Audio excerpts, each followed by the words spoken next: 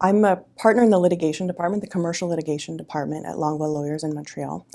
I do primarily commercial litigation, but I have a spin that's a little bit more to the advisory side. So in my commercial litigation practice, I represent clients from a vast array of industries on matters related to product liability, to professional liability, and the like. Much of the work is contractual in nature.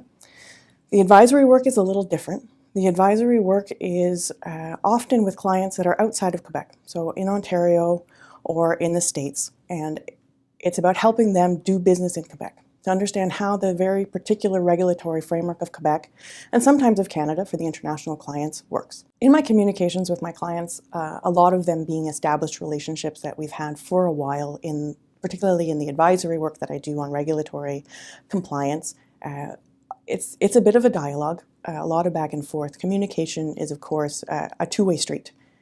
Listening is extremely important. It's something that, as lawyers, we're not very good at doing, despite that's what we should be doing.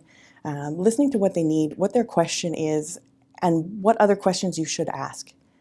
I recently had a conversation with a new in-house counsel with a client that I work with, and he said, "What's the thing that I can do to help you the most?"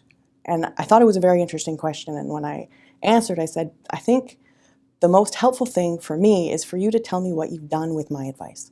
How did you use it? How did you implement it? Even if we just have a conversation, we grab a coffee, let's talk about what you did with that advice so that next time I can give it better." I hope that my clients, when describing me, would say that I'm responsive, that I listen, and that I understand the question that they're asking me. I think one of the most important things for a client is to get what I would call not efficient advice, but effective advice. Often we have situations where a client's business is very different from the legal framework in which they operate. Our clientele now in private practice is very sophisticated.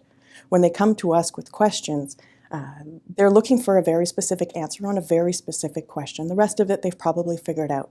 If the answer's black or white, they already know it. And so we're in the gray zone. And I think that I hope that what my clients would say is that I'm able to give an answer that's useful to them, that they can implement and that they can work with. In the last few years, I've been working with the Student Tribunals Department at Concordia in a volunteer chair position. I'm a non-voting chair on many of the hearing panels. There's a pool of us, we're a few. And what we do is we sit with a hearing panel that's constituted of academics, of students, of staff, depending on the nature of the complaint. And we help those panels adjudicate a dispute without the intervention of lawyers. It's helping maintain the procedure in the room, helping both the complainant and the respondent present their evidence in a useful fashion, and then assisting that panel as they deliberate. To see justice, quote unquote, justice done by complete non-lawyers without the intervention of lawyers anywhere along the line is very interesting. It provides an interesting perspective on what we do in law, and also I think is an important contribution that we can make back to our communities, back to the educational institutions in our communities, and to those students who sit before us and the students that sit on those boards as they go out into their communities and can reflect on what the profession of law can do for them other than billable hours.